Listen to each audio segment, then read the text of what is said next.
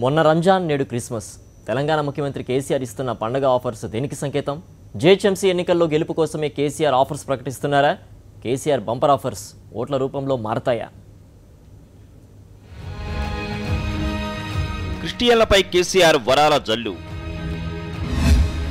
తెలంగాణలో అధికారికంగా క్రిస్మస్ వేడుకలు.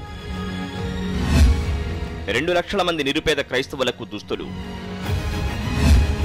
డిసెంబర్ 20న విందు భోజనాలు. తటస్థులను ఆకర్షించే పనిలో కేసీఆర్.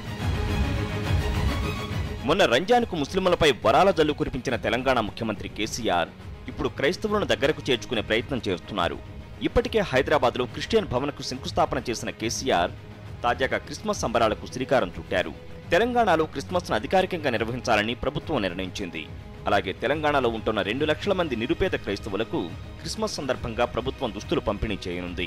డిసెంబర్ 20 క్రిస్మస్కు ముందు ఆదివారం రోజున తెలంగాణ వ్యాప్తంగా క్రైస్తవులకు విందు భోజనం ఏర్పాట్లు చేయాలని తెలంగాణ ప్రభుత్వం నిర్ణయించింది.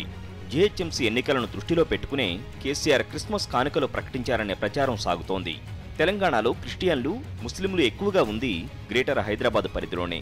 త్వరలో జరిగే జీహెచ్ఎంసీ ఎన్నికల్లో క్రిస్టియన్, ముస్లిం ఓటర్లు కీలకం కాబోతున్నారు.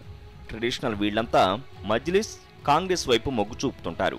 ఈసారి ఆ ట్రెడిషన్ను బ్రేక్ చేయాలన్నది టీఆర్ఎస్ ఆలోచనగా కనిపిస్తోంది. 2014లో జరిగిన ఎన్నికల్లో గ్రేటర్ పరిధిలో టీఆర్ఎస్ తరపున 2 ఎమ్మెల్యేలు మాత్రమే గెలిచారు.